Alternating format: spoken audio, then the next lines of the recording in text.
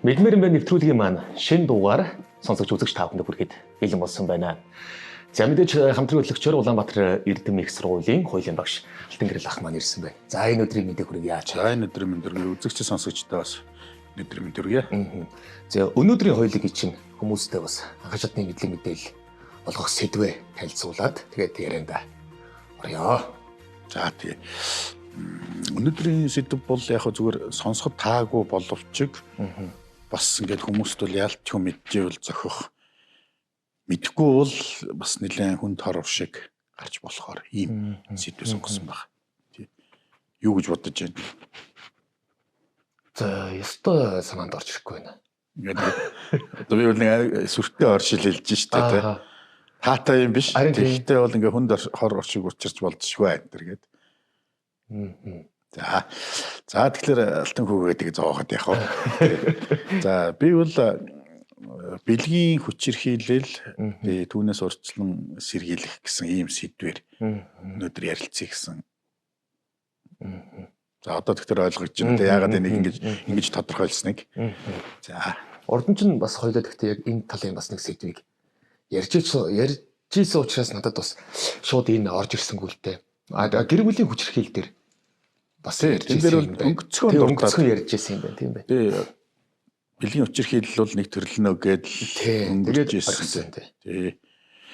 За тэгэхээр бол бэлгийн хүчирхийлэл гэдээ би зүгээр ерөнхийд нь ингээд нэрлэлчихэж байгаа юм. Тэрнээс бол энэ дээр л нөгөө бэлгийн эрх хэрэгчлөө халдшгүй байдлын эсрэг гэмт хэргийг бас тодорхой хэмжээнд ярина. За энэ чинь бас нөгөө талдаа бол бэлгийн дарамт учруулах гэдгээрээ ярих юм бол зөрчлийн хэрэг болоо явцдаг тийм ээ. Энэ талаасаа бас ярина. За өмнөх хоёлаа ярьжсэн тэр нөгөө гэр бүлийн хүчирхийллийн нэг хэлбэр юмаа гэдгийгаач ярих гэж байгаа. Тэгэхээр энэ бүх асуудлууд бол бүгдэнд орно гэж. Тий. За тэгэхээр эхний ээлжинд бид нар бэлгийн эрх хэрэгчлөө халдшгүй байдлын эсрэг гэмт хэрэг гэдэг талаас нь жаахан ярих гэж бодож байна л да. Тий. Тэгэхээр ер нь бол хүн болгон өөрийн гэсэн нэг тийм салшгүй эрхүүдтэй байдаг. Түүний нэг нь бол энэ бэлгийн эрх хэрэгчлөөний асуудал.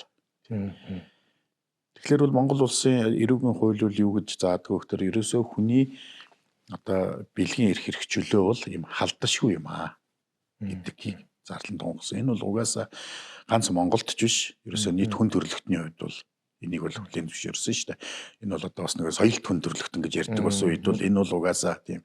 За магадгүй одоо тэр 15 6 дугаар 100 юу гэдгийг те тэр эрт балрын үед бол энэ асуудал арай өөр байсан байхыг бол үгүйсэхгүй тий. За тэгэхээр нэгэнт бол бүх улсууд энэ бэлгийн одоо эрх хэрэгчлөөг бол халдж байгаа нь бол гэмт хэрэг юм а гэдгийг хүлээн зөвшөөрчихжээ. Тий. Зүгээр ямар байдлаар ял зэмлэл оноох уу гэдэг нь бол өөрөө тухайн улсын нөгөө ёс заншил, шашин шүтлэг, нийгмийн хөгжлийн төвшинж байдгийг юм уу те хүмүүсийн ухамсар, соёл боловсрал гэдэг их олон зүйлээс бол хамаарж байгаа. За тэгэхээр манайд бол энийг яаж байгаа вэ гэхээр бол нэгдүгürt бол нөгөө бага насны хүүхдийг өвчнөдөх насан турсан хүний өвчнөдөх гэсэн үндсэндээ ийм хоёр том бүлэг асуудал болж хуваагддаг. За тэгээ энэ маань бол өөрөө хүнд төрлийн гэмт хэрэгтээ ордог. Манай үзэгчид бол тэрийг бол тэгж ойлгож авах хэрэгтэй. Энэ төрлийн гэмт хэрэгүүд бол одоо эн чинь бол нөгөө эрүүгийн хуулийн 12 дугаар бүлэг гэсэн нэг юм бүр том бүлэг байна. Би даасан. Энэ дотор байгаа юм харилцаа. Тэгэхээр энэ бол өөрөө хүнд гэмт хэрэг энд оногдуулж байгаа ял бол үндсэндээ их чанга ял байдаг. За яг тэгээд их олон зүйл анги байгаа учраас тэр болгоны би тэдэн жилийн хорих ял гэж хэлээд үл яах вэ? Цагийн гарцсан. Тий. За тэгэхээр гол нь яагаад ийм төрлийн гэмт хэрэг бол гарах болж байна гэдэг асуудлыг ярих. Тэгээ үүнээс урьдчилан сэргийлэх асуудлаа ярмаар байгаа юм л да. За ялангуяа хүүхдийн эсрэг тийм ээ бэлгийн хүчирхийллийн асуудлыг бол бүр нэн төрөнд ярих хэрэгтэй гэж. Тэгэхээр харамсалтай нь энэ шүүхээр шийдэгдэж байгаа энэ төрлийн гэмт хэрэгүүдийг ингээд тоо статистикийг харахаар энэ маань бас ингээд тоо статистик чинь зарим нь ингээд буурж явдаг, зарим нь бол өсөж явдаг тийм ээ, зарим нь ингээд нэг тогтцдог бол энэ төрлийн гэмт хэрэгүүд бол ерөнхийдөө тийм өсөх хандлагатай байгаа нь өөрөө төвшөртэй учраас би өнөөдрийн хувьд энэ сэдвийг заавалчгүй сонгож авах болсон шалтгаан нь бол энэ.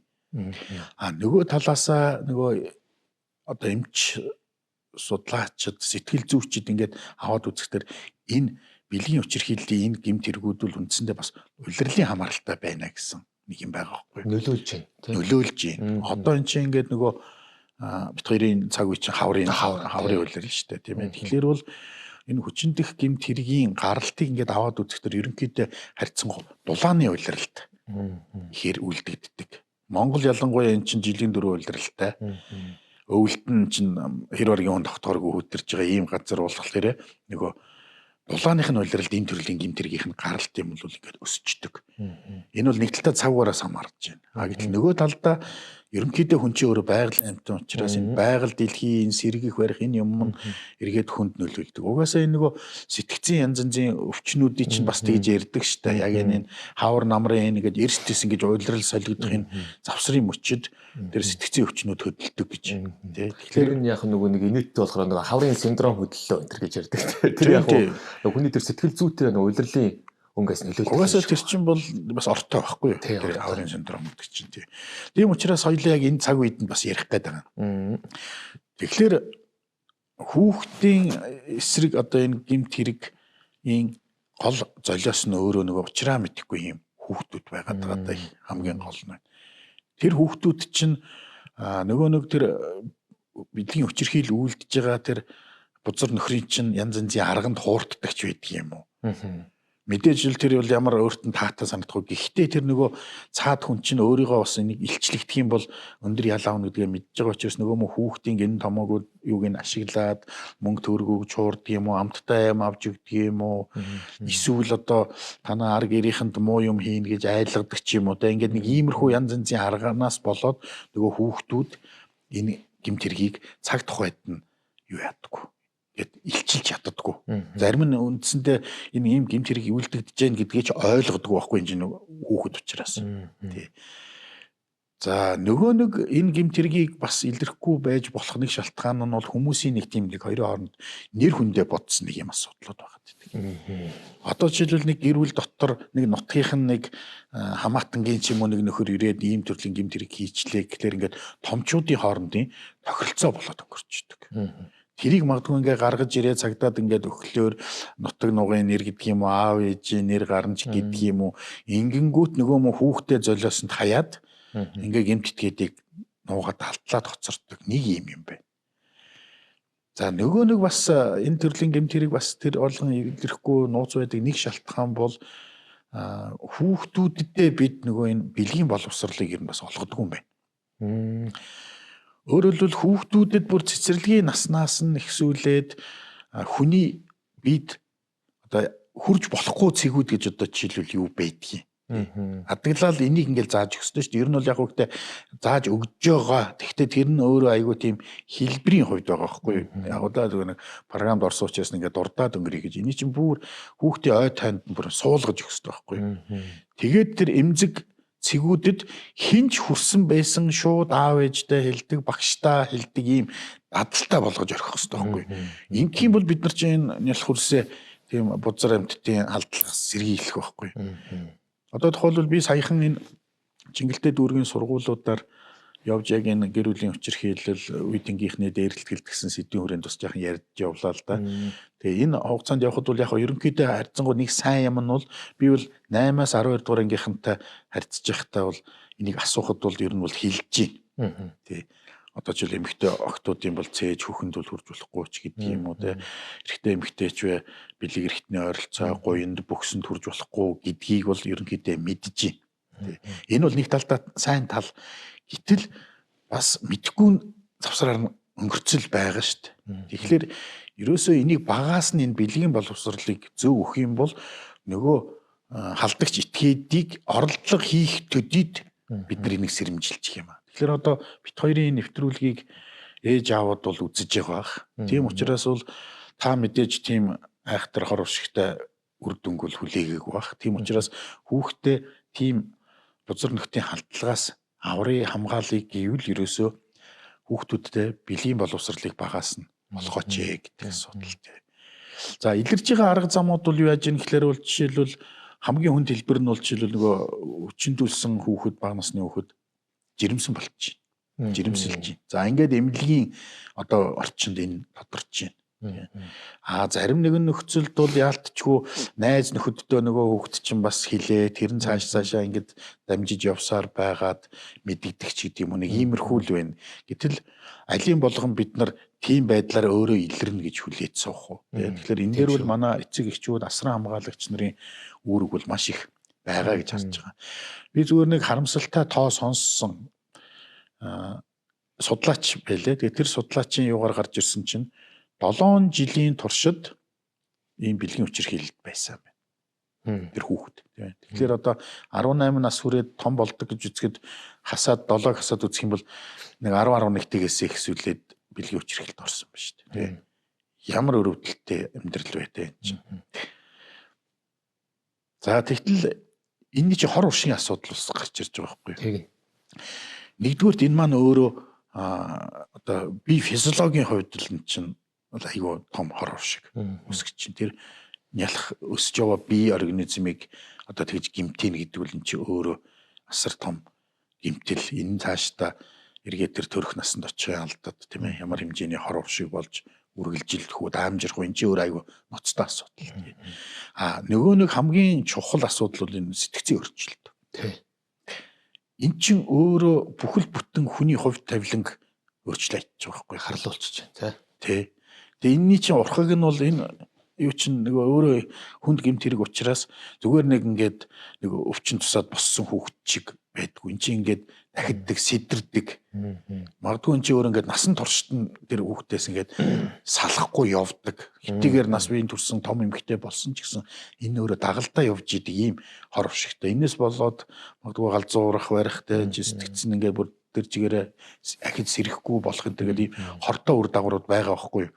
Гэтэл зарим нэгэн тохиолдол дээр бол тэр нутаг нугийнхаа нэрийг ч юм ах дүүгийнхаа нэрийг бодож дарж байгаа энэ үйлдэлийг би бол ойлгохгүй байгаа хгүй энэ хүүхэд чинь насан туршдаа ингэж зовд тарчлах амьдрал орчоод байхад тэр нүү хамаатан садны нэр хүнд бодоод сууж идэг яаж гэсэн дүүрчихсэн болсууд бай тээ. Тэгэхээр би одоо энийг сонсож суугаа эцэг эхчүүдэд юу гэж хэлэх гээд юм тэр танд нэг номер чинь үр хүүхэд чинь таны үр хүүхдийн амьдрал ирээдүйд чухал байдаг юм бол ийм асуудлыг дор өрн мэдэгдэж одоо таслан сэргийлэх ёстой.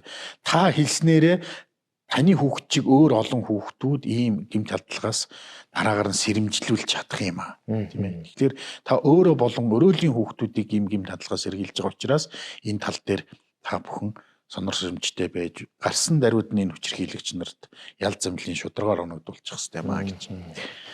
За одоо том хүмүүсийн одоо хооронд үлдэгдэг тэр хүчин гэмтэргийн хувьд бол ерөнхийдөө бас юуны асуудлууд одоо нөгөө хохирогчийн тодорхой хэмжээний буруутай үйлдэлүүд бас байгаад байна л да. Тэглээгээд шууд хохирогчийг одоо буруутгаж байгаа юм биш. Нэгэнт хоёлаа энэ мэдмээр байна нэвтрүүлэг маань ингээд урьдчилан сэргийлж байгаа анхааруулж байгаа шүү дээ тийм ээ. Тэр утгаар нь би одоо хэлж байгаа шүү. Тэгэхээр бол зүгээр ингээд одоо хохирогчийг шууд буруутгачлаа гэж сүлд намайг бас зэмлэхгүй.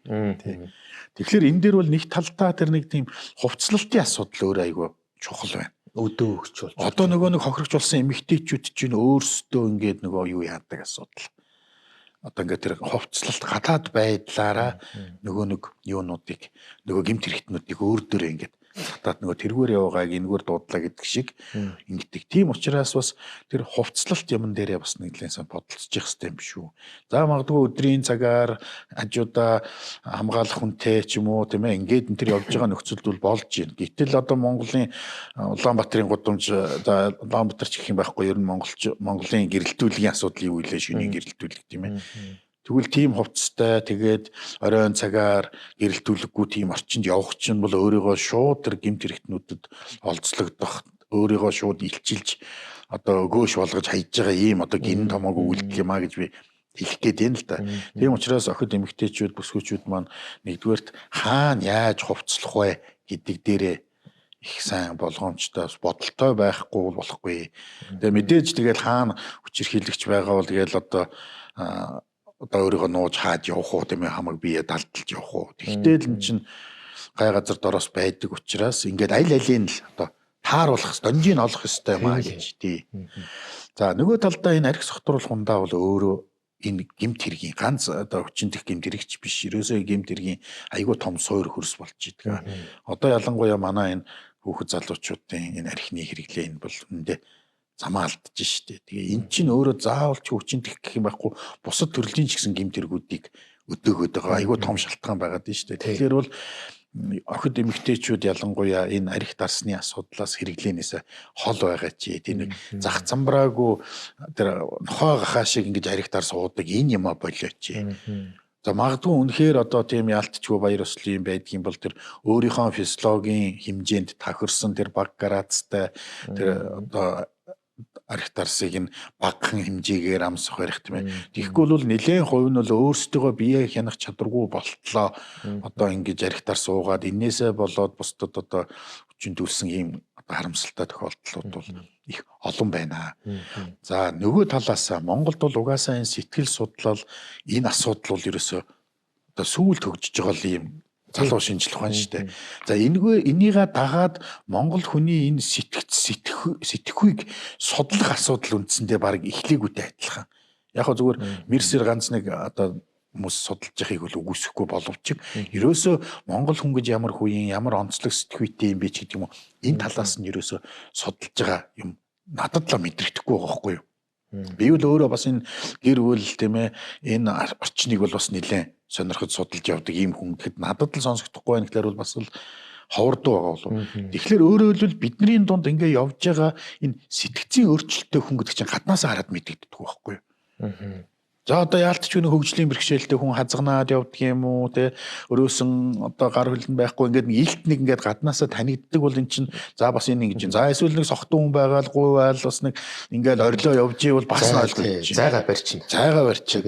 А гэтэл нөгөө нэг тийм сэтгцийн өвчин ч өөрөө маш олон төрөл штэ. Гэтэл энэ сэтгцийн эмгэгтэй хүмүүс хичнээн явж байгаа бидний дунд гэдэг маань өөрөө одоохонд тодорхойгүй. Тэгтэл энэ нөхдүүд ч магадгүй энэ одоо улирал солигдож байгаа энэ үед тэр өвчин хүндрээд сэдрээд ингээд гэмт халдлага үүсгүүл яах юм тий. Саяхан одоо тэр Баянмонгол оролд байсан уу гудамжинд явсан нэг залуу нэг хүүхэн төмрөөр ч юм уу модоор юм уу зөрөгтөөр зохиосон тий. Гэхдээ эн чинь тэгээд бид нар одоо нэг талдаа аягүй хэцүү байна шүү дээ. Хийн өвчтэй юм тий энэ чинь тий. Тэгэхээр энийг ерөнхийдөө бас эрт илрүүлэг урьдчилан сэргийлэх энэ үзлэг юмнуудыг тогтмолжуулаад ингээд ийм хүмүүсийг бас асран хамгаалагч тогтоож өгөөд тодорхой хэмжээний хяналтанд байлгаад тийм ээ нэг ингэж ихгүй бол ингээд энэ хүмүүсийг нийгмийн харилцаанд чөлөөтэй оруулчихлаар чинь цаана аягүй олон нийгмийн сөрөг үр дагавар хохирогч нар үүсэх гэдэг тийм ээ. Тэгэхээр за нэг ийм хэдийн зүйл дээр бол энэ яг хуу энэ хүчин дэх бэлгийн эрхчлөөнд халдах энэ гэмт хэрэгтэй холбоотой асуудлыг энэ хэрэгэд дуусгая гэж бодож байна. За дараагийн нэг сэдв бол үндсэндээ нөгөө нэг зөрчлөөр шийтгэгдэж байгаа бэлгийн дарамтын асуудал. Хүчин дэх гэмт хэрэг гэдэг нэг арай тустай өөр асуудал байх гэдэг. Энэ нь бол бэлгийн дарамт гэж штэ.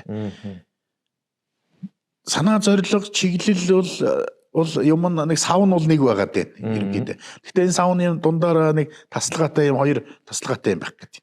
Нэг нь бол яг хүний бие рүү шууд халдлага үйлдээд тэр хүн шууд хохирол учирцсан энэ хэсэг нь бол энэ эрүүгийн хуулиараа явчихж байна.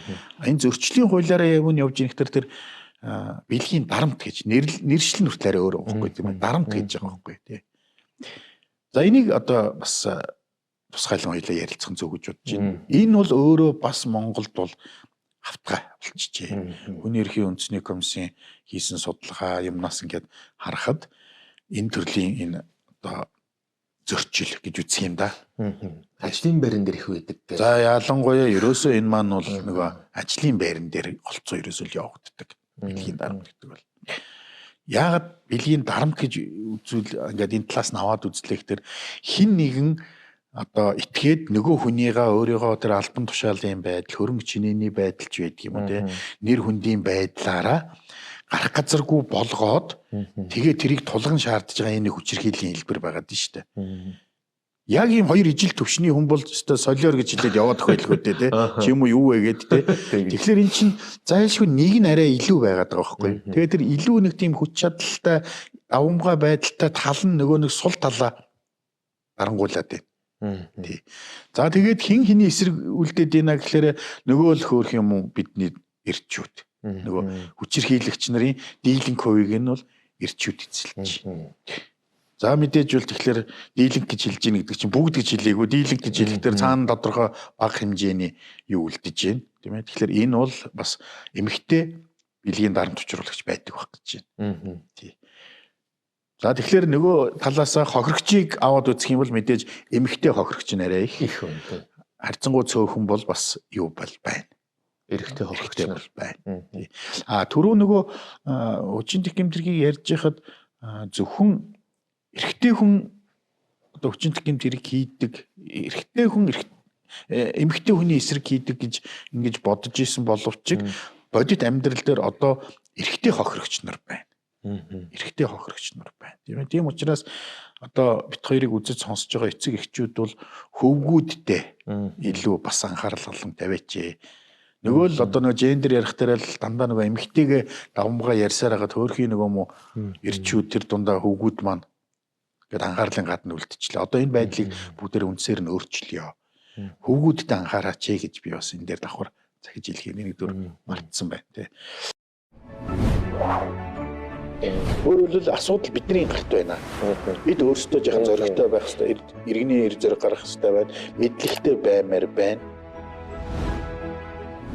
Би эндээ тавьж байгаа хараа хяналтаа сайжруулмаар. Ялангуяа тэр хүүхдийн эсрэг үлдэж байгаа энэ гэмтэргүүд төр бол манай ээж аавуудын асуудал айгүй их байна. За тэгээ ажлын байрны бэлгийн дарамт гэдэг нь бол өөрөө үндсэндээ ингээ хүний эрхийн комиссийн судалгаагаар гараад иржээ. Тэгээ хамгийн харамсалтай тоо юу гэхээр бол энэ ажлын байрны бэлгийн дарамт хаана байна гэхлээр төрийн байгууллагуудтай бүр илүү байна. Төрийн байгууллага. Төрийн байгууллага гэдэг чинь төрийн байгууллага төрийн өмчийн оролцоотой хуулийн этгээдүүд тийм ээ компаниуд гэсэн үг шүү дээ. Энд илүү байна гэсэн. Ийм харамсалтай тоо баримт гарч иж байна. За тэгэхээр одоо төрлүүдийг нь хоёлаа яри тийм ээ. Юуг одоо жишээлбэл бэлгийн дарамт гэж үзэх юм бэ гэж. Эний чинь бас хүмүүс зарим нь мэдэхгүй шүү дээ. Бэлгийн дарамтанд ороод байгаа хэрнээ бэлгийн дарамтанд ороод байгаагаа мэдэхгүй хүн явж иж болох байхгүй юу. Тэгэхээр хоёулаа мэдмээр юм бэ нэвтрүүлгийн гол агуулгын учраас төрлийг хэлж өгье. Тэгэхээр бол үндсэндээ хоёр хувааж байгаа. Нэг нь бол одоо биеэрээ үзүүлэх дарамт гэж. Биеийн хилээрээ үзүүлж байгаа тийм ээ.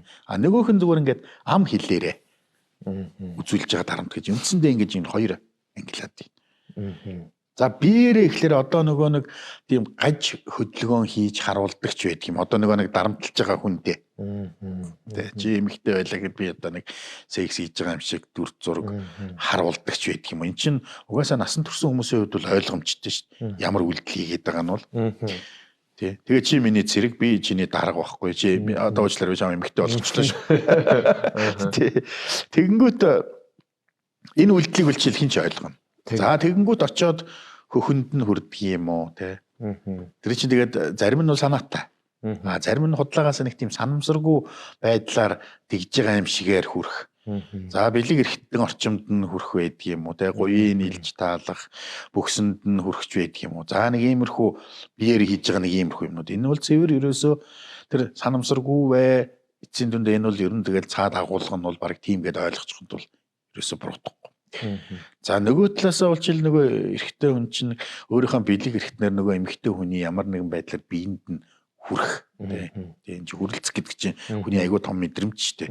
Тэгээ тэр тусмаа одоо өдөр талбан тушаалтан эрэгтэй хүн очиод нөгөө хүүхний аль ч хаман чам авахгүй ингээд бэлэг эрхтнэрээ хүрнэ гэдэг бол өөрөө цаад хүнд бол амар том дарамт учруулж байгаа байхгүй юу. Тий.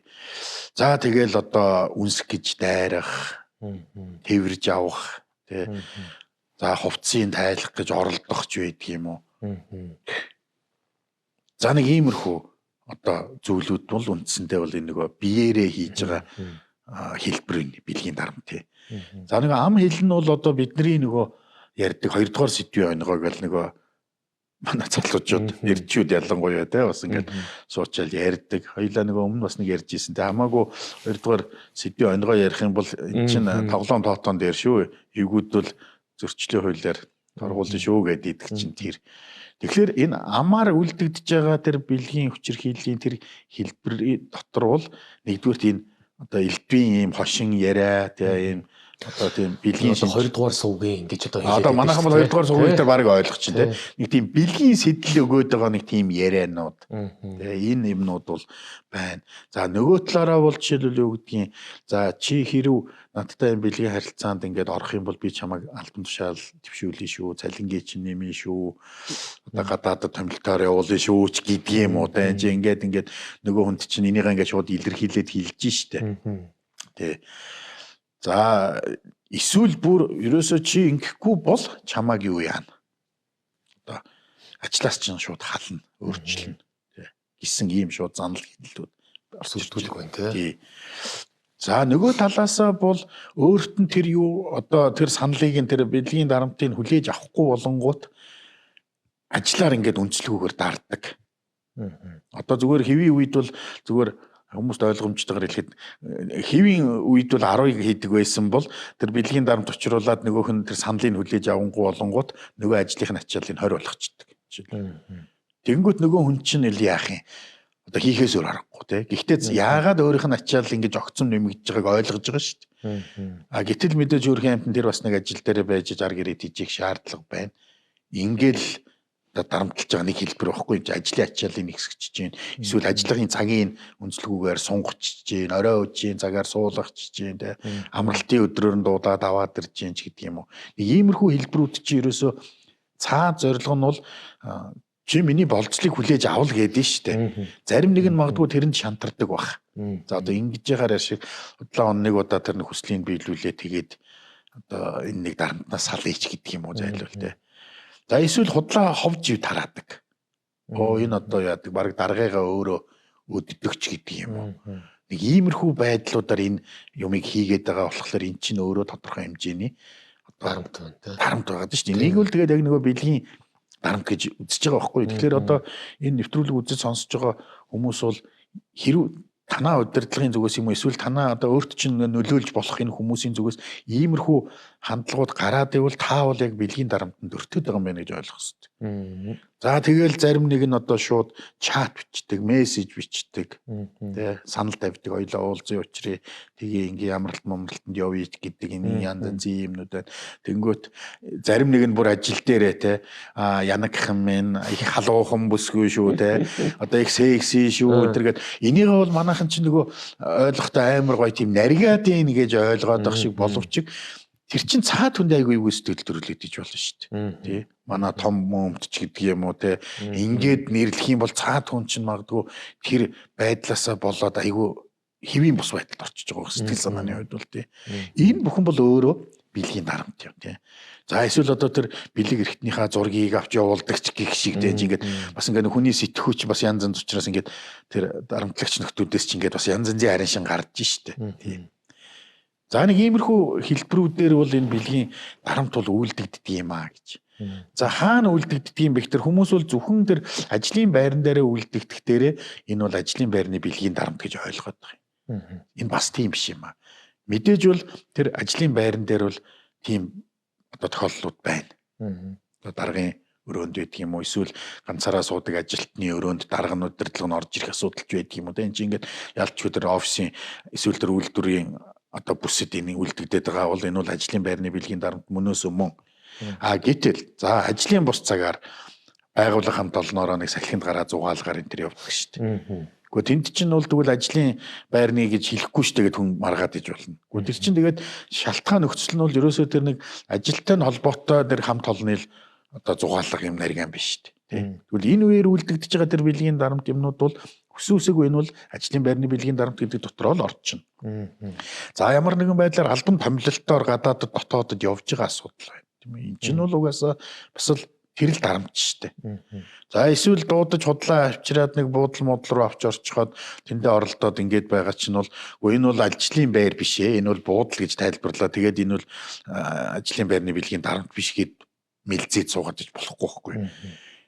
Ажлын хамааралтай хоёр биш тэр чинь нэг нь дарга нь нэг нь цэрэг нь тий. Энд чинь тэгээд нөгөө ажлын байрны бэлгийн дарамт гэдэгтээ ордгийн. Тийм учраас манай үзэгч сонсогчдод энэ ер нь үндсэндээ хаач байсан. За мэдээж гэрт нь орж ирдэг юм гэж бол одоо арай байхгүй баг. Арай тийм улаан цаанд гарсан юм байхгүй баг. Гэхдээ зүгээр амьдрал баян учраас нөхөр нь эцгүүг нь мэдээд гэрт нь хурж ирээ тэгж байх юм бол энэ бол цэвэр бас л ажлын байрнытай л орно. Яагаад гэвэл тэр дарамтлаад байгаа хүн чинь өөрөө ажлын хамааралтай итгээд байгаа дээ шүү дээ. Тэгвэл эндээ ингээд бас орж тооцож болно гэж би хэлэх гээд. Халамцуу булымцуу үедээ гэрийнхэн гадаа яваад очдог ч юм уу. Тийм хаалгын тогшоод ороод ирдэг зүйл кейс зөндөл байдаг юм байна. Тий. За тэгэхээр үүнээс яаж урьдчилан сэргийлэх юм бэ гэж. Тий. Энэ бол угаасаа цэвэр ерөөсө хоёр хүний хооронд хаалттай үлдэгдэж байгаа юм үйлдэлүүд ч дээ. Тэрнээс одоо ингээд бүрдэл тийм дүүрцэн тэнийг биш юм бол энэ манай ажилчид харж байхад чинь нөгөө ажилтныхаа хөгтөл ингээ базаад гүйж явдаг дарга гэж ирнэ бол байхгүй шүү дээ. Тий. За яг хөө зүгээр нэлээд арх уугаад яхан одоо ингээд нөгөө орчноо мэдрэхгүй болцсон тийм үйлдэл хийж байгаа бол энэ бол одоо бүр сайн байна. Өөрөлдөл хангалттай олон тооны гэрч юм байж штэ. Яалтчгүй одоо тэр эмэгтэй ажилтныхаа хөгтөлийг барьсан, үнсэх гэж дайрсан, дургу багт нь татсан, жангаасан, хувцсын тайлах гэж оролцсон. Энэ үйлдэлүүд бол угаасаа тэр олон хүний нүдэн дээр үлдэгдвэл их сайн. Тэгэх юм бол эн чинь дороо илэрчиж байгаа юм. Тий. Ихэнх нөхцөлд бол дандаа хаалттай далд хоёулах нь байгаа нөхцөлд байгаа шүү дээ. Тэгэхээр эн чинь нөгөө эргээд юу яхах асуудал нөөрэж байгаа хүнд. Яг тэгсэн шүү дээ. Нотлоход. Мэдээ цаад дарах ч гэсэн бас тийм тэнийг л биш үү дараа шүү дээ. Бас гайгүй толгойн ажилдаг байж ижил нэг дарга болсон байгаа шүү дээ. Тэгэхээр үгүй намайг гүтгэж гинэ гэж ингэ дайрах бол бүрэн боломжтой. Тэгэхээр тэрийг одоо яаж баримтжуулах вэ? Одоо магадгүй эн чинь бид нар хүн болгон гар утастай болцсон байна те. Тэгэхээр энэ даргынхаа өрөөрөө тиймэрхүү хандлага гаргаад идэг бол тэр яриа бичигчин дээрээ тавьчихад ороод тэр voice бичдэгч байдаг юм уу? Камерын насааж ороод тэр тодорхой хэмжээний үйлдэл юмнуудыг бичдэгч байдаг юм уу? Тийм. За хэрвээ тийм чат мессеж байдаг бол тэрийг баталгаажуулаад авахч байдаг юм уу? Тийм ч ингээд иймэрхүү юмнууд бол байна штэ. Нөгөө талаасаа тэр бэлгийн тэр дарамт учруулдаг нөхдүүд чинь зөвхөн нэг хүнийг тэгээл идэг юм бас биш. Бас ингээд юугаар бол ер нь нэг байгууллага нэг 20 хүүхэнтэй байлаа гэхэд магадгүй нэлээд хэдийн чангаас нь татсан байгаа л байхгүй юу. Тэгвэл одоо энийг зоригтой илчлэх асуудал гарч ирж байгаа байхгүй юу. Зоригтой гарч ирээд илчлэнгүүт нөгөөдүүл нь ч гэсэн намайг ч гэсэн бас ингэж ийсэн орлож ийсэн тэгж ийсэн ингэж ийсэн гэх юм бол одоо тэр дарга бол үндсэндээ бас боломж харагдаж штэ. Чин одоо ялангуяа манай Америкийн нийгмийг бол бид нар бол их л мундаг л гэдэг яг хоо тэнд сайн ч юм байна муу ч байна. Харьцангуй одоо тэр Америкт байгаа тэр нөгөө Холливуудын тэр продюсер найруулагч нарын нөгөө жүжигчдэд учруулдаг бэлгийн дарамтын тэр асуудал чинь Америкт их сенсац болж гарч ирдэг штэ. Бид нар Америкийг даган дуурайд гэх юм бол бас тэр зөв талын юм дуураймаар штэ. Тэгвэл би охид эмэгтэйчүүд бүсгүүчүүдэд уриалах гэдэг энэ л та. Энэ хүчирхийлэгч нарыг бид таны эр зөргөөр давнаа. Тийм ээ. Та эр зөрг гаргаач. Өөрийнхөө төлөө. Нөгөө талаасаа цаашдынхаа ажлынхаа эмэгтэйчүүдийг тийм дарамтанд оруулахгүй тул та тийм зөрг гаргаач. Тэрийг хүлээж авсан тэр цаад хамт олон түүнийг нь одоо дэмжиж өгөөд энэ хүчирхийлэгчээсээ салаач гэдэг нэг ийм асуудлыг би бол бас хэлэх гээд байгаа. Яг хөө мэдээж бол нөгөө түрүүнд нотлохож яахан хүнд гэсэн учраас яг баталгаатай болох үднээс бол баримтаа сайн цуглуулах хэрэгтэй. Тий. Яг хөө зүгээр эн чинь уул нь эрүүгийн хуулинд байж байгаад тэгээд зөрчлийн хэрэг болгоод гаргачихсан. Тий. Зүгээр одоо надад хардах эрх байгаа шүү дээ. Тэгэхээр би энийг юу гэж хараад байна гэхээр энэ эрх барьж байгаа нөхдөл чинь өөрсдөө зориулж хууль гаргаад байгаа юм биш үү гэж те. Жишээлбэл өөрөө нэг хин нэг ингэж оролдох юу бол байгаа. Одоо бодож штэ. За би сохтуу туучи хин нэг тэгчүүл магадaltaй шүү. Магадaltaй шүү гэж өөр дээрээ магадгүй жишиж авч үзэнгүү те. Эрүүгийн хууль болчихоор юм биш үү? Ядахнаа нэг зөрчлийн хэрэг болгож салгая гэсэн байхгүй. Уул нь энэ төрлийн гэмт хэрэг өсөөд байхад чинь харин эсэргээрээ энэний чинь тэр ял зэмлэлийг нэмж байлгаж их байтал чинь зөрчлийн хэрэг болгон гаргачих чинь. Тэгээ одоо нэг сая төгрөгөөр л торгож байгаа байхгүй юм чинь. Тэ. Яг гоо зүгээр энэс болоод бол мэдээж тэр даргын тэр байр суурь карьер юм бол үндсэндээ дуусах байх л та. Тийм ээ тэр цаана байгаа нөгөө шууд бос одоо нөлөөллүүд бол байна одоо тэгээд тий.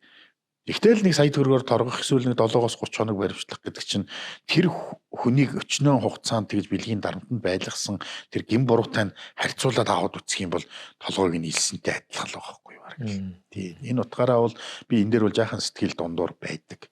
За нөгөө талаасаа бол яг хуу сая шинэ хөдөлмөрийн хууль гарсан тэн дээр бол нэг сайн давуу тал юу гэхээр энэ ажлын байрны бэлгийн дарамт байлгахгүй одоо ажлын байрны бэлгийн дарамттай тэмцэх ийм зохицуултууд нь хөдөлмөрийн хуулинд нэлээд орж ирсэн. Тий. Тэгээд энэ нь харин нөгөө зөрчлийн хуулиндаа явж туссан гэхээр энэ ажлын байрны бэлгийн дарамтаас урьдчилан сэргийлэх ийм одоо арга хэмжээ зохицуулах ийм дүрм журмыг авч хэрэгжүүлээгүй байгууллагыг сая 500 мянгаар төгрөгөөр торгоно гэж нэг ийм юу явж байгаа байхгүй юу? Ийм зохицуулт байгаа. Тэгэхээр энэ нь л өөрөө бас ч гэж нэг том дэвшил юм тийм ээ. Урд нь байгаагүй байсан дайрцуулах. Тийм учраас иймэрхүү дарамтанд ороод байгаанууд нь зоригтой илчлээж дарамтанд ороод байгаагаа мэдэхгүйнүүд нь би чинь дарамт ороод байгаа юм байна гэдэг мэд тэгээд хоорондоо яар мэдээж ажлын чинь хамт олон дотор бас яг ийм төрлийн дарамтанд орсон эмэгтэйчүүд бол байж л байгаа. Тэгвэл нийлээд одоо энийг асуудлаа болгоод тавиачи. За тэгээд эн чинь бол энэ одоо бэлгийн дарамтлагч бол мэдээж үнэнд үзэгдээд илчлэгдэх ёстой. Бити айгаач дими юмн дээрээ нэрлэхэж ингэж явсаар байгаа тэрнээс хүнд хор шиг таамсан шүү гэж би ингэж хэлэх гээд тий. За одоо яг 3 дахь хэсэг нь бол одоо ер нь цагт өгч явах шиг байна тий. Тэгэхээр бол 3 дахь хэсэг нь бол ер нь бол зүгээр нөгөө гэр бүлийн хүчирхийллийн нэг хэлбэр болж энэ бэлгийн хүчирхийлж орж ирдэг. Тий. Гэр бүлийн хүчирхийлэл чинь үндсэндээ бие махбодын сэтгэл санааны эдийн засгийн бэлгийн хүчирхийлэл гэсэн ийм 4 төрлийн хүчирхийллийн хэлбэр байдаг шүү дээ тийм ээ. Тэгэхээр хоёулаа нэгэнт өнөөдөр одоо энэ хүчирхийлэл бэлгийн дарамт одоо энэ гэмтэргийн орчин ярьж байгаа учраас энэ нь бол бас юун дотроо байж идэг шүү. Гэр бүлийн хүчирхийлэл дотроо нэг төрөл бас олоод явдаг шүү. Сая бол хоёулаа ажлын байрны бэлгийн дарамтын асуудал ярьсан бол одоо бол хоёулаа бэлгийн хүчирхийллийг салгаж ярьж штэ. Тэгээ гэр бүлийн хүчирхийлэл дотор нь. Гэтэл хүмүүс бол ингэдэг л дээгүй ч эхнэр нөхөр хоёр бэлгийн хүчирхийлэл гэж юу яриад идэг юм бэ? Тэр хоёр ч угаасаа л тэр бэлгийн ажиллаа хийх гэж л нийсэн хоёр юм биш үү гэдэг. Тэгвэл энэ хүний эрх талаас нь аваад үзэх юм бол энэ сексийн харилцаа гэдэг бол тэр хоёр хүний хувьд хамгийн нарийн нандин юм сэтгэл зүрхнийхээ угаас хийдэг. Тэгээ энэ харилцааны үр дүнд хоёр одоо хос бол аль нь одоо тэр сэтгэлийн хамгийн их өндөр таашаалыг авдаг ийм одоо ариун нандин үйлийг хин нэгэн зүгээр өөрийнхөө одоо эрх ашигын төлөө нөгөө талынхаа саналыг үл харгалзаад хийж байгаа энэ үйлдэл ч өөр хүчирхийл болж хувирч байгаа байхгүй. Ялангуяа манай эмэгтэйчүүд бол одоо сэтгэл санаа айгу уяхан тогтургүй. Одоо ингээл нэг биеийнх нь өөрийнх нь үр хүүхдийнх нь нэг асуудал, хамаатан садных нь асуудал ч байдаг юм өндөр чинь эмэгтэйчүүд илүү эмзэг. За хэдүүлээ те одоо хэдүүлээ гэдэг нь эрчүү те. Хэдүүлээ бол яхаа харьцангуй бүдүүн бараг те. Тэгэл одоо тэр сексийн дурсал нь оргилж итал цааталд эмэгтэй хүн гэдэг чинь бол тиймэрхүү юмнасаа болоод ингээд тэр сексийн дурсал нь ус ингээд унтардаг. Зогсон гшдэг ийм үе байдаг.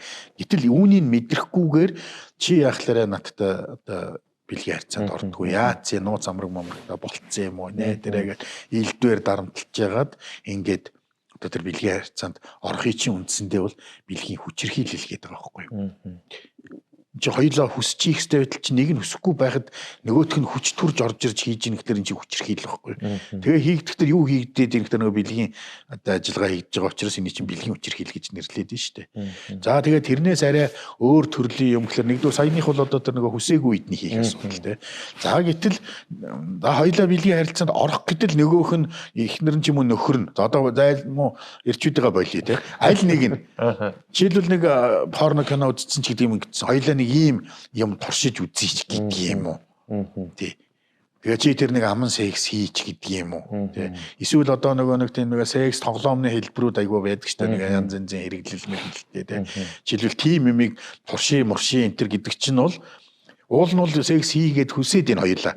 Гэтэл одоо тийм жоохон гаж гэх юм уу тий. Тим юм нэг нь тулгаад байна шүү дээ. Гэтэл нөгөөдх нь тэрийг хүсэхгүй байна. Тэгвэл энэ маань юунд орох юм бэ? Энэ бол бэлгийн хүчирхийлэлд орно. Тэгэхээр энийг хүмүүс чинь мэдхгүйгээс алддаг учраас ийм асуудлууд байх юм бол үүнийг юу яагаач ээ. Дахиад баримтжуулаач ээ. Чи одоо ямар гуруулаа секс хийдэг тохиолдол байхгүй шин чи дурлал тосол хоорондоо секс хийдэг. Тэр мэдээж бас энийг нөгөө нэг илчилж гаргаж ирэх нь өөрөө хүнд учраас үүнийгээ бүр болохгүй бол одоо утсан дээрээ хураад гэх юм уу бичлэг хийдэг юм уу яадаг юм тийм энийг ингэж баримтжуулаад тэгээ хуулийн байгууллагууд өгөхөд бол энийг бол мэдээж бол хаалттай нөхцөлд хилцдэг учраас энэ нууц бол гадагшлахгүй яг хөө мэдээж тэр хууль хяналтын байгууллагууд бол тэр чи үзэхээс өөр арга байхгүй. Тэгжиж нөгөө нөхцөл байдлыг тогтооно. Хаалттай хүрээнд энэ үзэх учраас та өөрөө ийм дарамтанд насаараа амьдрий гэж үсээгүй бол дүүрсэн хэрэг одоо нэг тийм зоригтой алхам хийгээч гэж би хэлэх гээд байна л да. Тэгээ энэ бүхний үр дүн дээр бол үндсэндээ бол энэ нэг бэлгийн одоо хүчин дэх гэмт хэрэгүүд, бэлгийн дарамтын асуудал, эсвэл энэ гэр бүлийн хооронд үлдэж байгаа бэлгийн хүчирхийллийн энэ одоо ёс бус зүйлүүд бол одоо багасах юм аа гэж. Өөрөөр хэлбэл асуудал бидний гарт байна. Бид өөрсдөө жоохон зоригтой байх хэрэгтэй, иргэний эрг зориг гаргах хэрэгтэй байна, мэдлэгтэй баймаар байна, тий. Бие биендээ тавьж байгаа хараа хяналтаа сайжруулмаар. Ялангуяа тэр хүүхдийн эсрэг үлдэж байгаа энэ гэмтэргүүд төр бол манай ээж аавуудын асуудал айгүй их байна. Үр хүүхдтэйгээ ерөөсөө ярьдаггүй.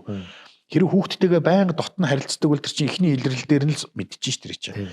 Тэгтэл хүүхдээ ингээд хайхрахгүй хайчдаг юу ч болж байгаа. Тэгээ нэг юм хүүхд нь бэлгийн хүчирхийлд аль хэдийн өртөцсөн яваад идэг. Тэрийг нь ээж аав нь анзаардаггүй тийм. Тэгэхээр хүүхдтэйгээ их ойрхон байгаа ч гэж бас хэлэх гээд тийм. Нөгөө ярьж ярилцахгүй жоохон төвшөөдөг. Үгүй тийм шүү. Хүн хоорондын хэвийн харилцаа алдагдсанаас болоод бүр айгүй ноцтой үр дагавар төрснийхэн дараа мэдчих ч гэдэг юм уу тийм.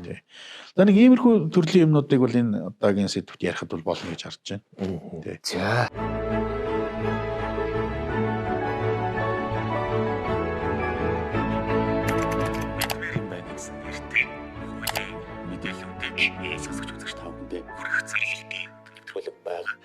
За энэ удаагийн маань мэдмэр юм байна нэвтрүүлэг энэ үед өндөрлөж байна. Тэгээд хамтран үзсэн алтан гэрэл ахтай бас маш их баярлалаа. Дараагийн дугаар хүртэл түр баяртай. Түр баяртай.